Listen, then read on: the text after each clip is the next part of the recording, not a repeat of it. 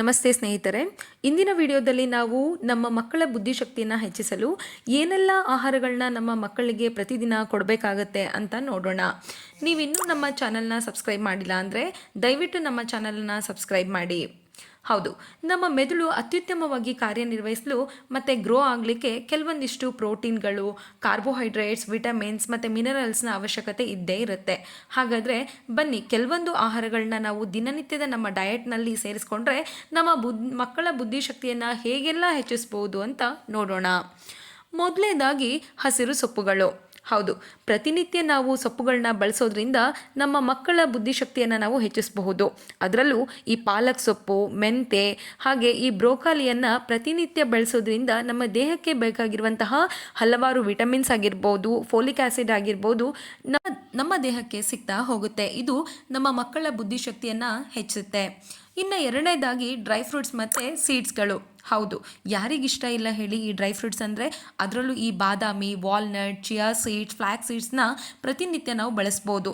ಇದರಲ್ಲಿ ಹೇರಳವಾಗಿರೋ vitamin E, healthy fats ಮತ್ತು ಆ್ಯಂಟಿ accidents ಕೂಡ ಇದ್ದು ಇದು ನಮ್ಮ ಮಕ್ಕಳ ಬ್ರೈನ್ ಹೆಲ್ತ್ ಇಂಪ್ರೂವನ್ನು ಮಾಡ್ತಾ ಹೋಗುತ್ತೆ. ಇನ್ನು ಮೂರನೇದಾಗಿ ಡಾರ್ಕ್ ಚಾಕ್ಲೇಟ್ಸ್ ಅಂದ ತಕ್ಷಣವೇ ಮಕ್ಕಳಿಗೆ ತುಂಬಾ ಇಷ್ಟ ಆಗುತ್ತೆ. ಆದರೆ ನಾವು ಯಾವ್ಯಾವುದೋ ಬೇರೆ ಚಾಕ್ಲೇಟ್ನ ಕೊಡೋದ್ರ ಬದಲಾಗಿ ನಮ್ಮ ಮಕ್ಕಳಿಗೆ ಡಾರ್ಕ್ ಚಾಕ್ಲೇಟ್ನ ತಿನ್ನೋ ಅಭ್ಯಾಸವನ್ನು ಬೆಳೆಸಿದರೆ ಅದು ತುಂಬಾ ಒಳ್ಳೆಯದು. ಯಾಕಂದರೆ ಇದರಲ್ಲಿ ಐರನ್ ಕಂಟೆಂಟ್, ಫೈಬರ್, ಮೆಗ್ನೀಷಿಯಮ್, ಫ್ಲೋನೋ ಆಸಿಡ್ಸ್ ಕೂಡ ಇರೋದ್ರಿಂದ ಇದು ಮಕ್ಕಳ ಕೊಲೆಸ್ಟ್ರಾಲ್ ಲೆವೆಲನ್ನು ಕಡಿಮೆ ಮಾಡಿ ಕಾನ್ಸಂಟ್ರೇಟ್ ಹೆಚ್ಚಿಗೆ ಮಾಡಲಿಕ್ಕೆ ಸಹಾಯ ಮಾಡುತ್ತೆ.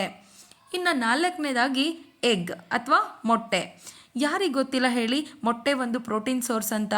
ಹೌದಲ್ವಾ? ಪ್ರತಿನಿತ್ಯ ಮೊಟ್ಟೆಯನ್ನು ತಿನ್ನೋದ್ರಿಂದ ಮಕ್ಕಳ ಆರೋಗ್ಯ ಮತ್ತು ಮೆದುಳಿನ ಶಕ್ತಿಯನ್ನು ಕೂಡ ಹೆಚ್ಚಿಗೆ ಮಾಡುತ್ತೆ. ಇನ್ನು ಐದನೇದಾಗಿ ಡೈರಿ ಪ್ರಾಡಕ್ಟ್ಸ್ ಅಂದರೆ ಹಾಲು ಮತ್ತು ಹಾಲಿನ ಉತ್ಪನ್ನಗಳು ಅಂತಲೇ ಹೇಳ್ಬೋದು. ಮಕ್ಕಳಿಗೆ ಪ್ರತಿದಿನ ನಾವು ಹಾಲು, ಮೊಸರು, ತುಪ್ಪವನ್ನು ಊಟದಲ್ಲಿ ಕೊಡೋದ್ರಿಂದ ಮಕ್ಕಳಿಗೆ ಬೇಕಾಗಿರುವಂತಹ ಪ್ರೋಟೀನ್ ಆಗಿರ್ಬೋದು, ಕ್ಯಾಲ್ಶಿಯಂ, ವಿಟಮಿನ್ ಬಿ, ಆ್ಯಂಟಿ ಆಕ್ಸಿಡ್ಸ್ ಇವೆಲ್ಲ ಕೂಡ ಏನಾಗುತ್ತೆ, ಹೇರಳವಾಗಿಯೇ ಸಿಗ್ತಾ ಹೋಗುತ್ತೆ. ಇದರಿಂದ ಮಕ್ಕಳ ಬ್ರೈನ್ ಹೆಲ್ತ್ ಚೆನ್ನಾಗಿ ಇರ್ತಾ ಹೋಗುತ್ತೆ.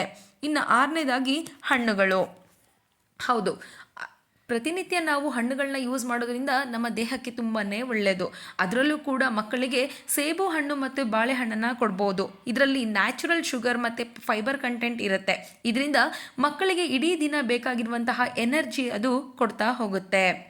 ಹಾಗೆಯೇ ನಮ್ಮ ಕಲಿಕೆಯಲ್ಲಾಗಿರ್ಬೋದು ಅಥವಾ ನಮ್ಮ ದಿನನಿತ್ಯದ ಚಟುವಟಿಕೆಗಳಲ್ಲಾಗಿರ್ಬೋದು ಇದು ಫೋಕಸ್ ಮಾಡಲಿಕ್ಕೆ ಈ ಹಣ್ಣುಗಳು ಹೆಲ್ಪ್ ಆಗ್ತಾ ಹೋಗುತ್ತೆ. ಇನ್ನು ಕೊನೆಯದಾಗಿ ಧಾನ್ಯಗಳು ಅಂತಲೇ ಹೇಳ್ಬೋದು.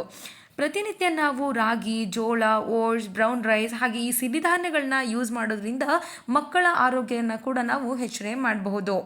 ನೋಡಿದ್ರಲ್ಲ, ಈ ಎಲ್ಲ ಆಹಾರಗಳನ್ನ ನಾವು ಪ್ರತಿನಿತ್ಯ ಬಳಸೋದ್ರಿಂದ ನಮ್ಮ ಮಕ್ಕಳ ಕಲಿಕೆಗೆ ಅಥವಾ ನಮ್ಮ ಮಕ್ಕಳ ಬುದ್ಧಿಶಕ್ತಿಯನ್ನು ನಾವು ಹೆಚ್ಚಿಗೆ ಮಾಡಬಹುದು.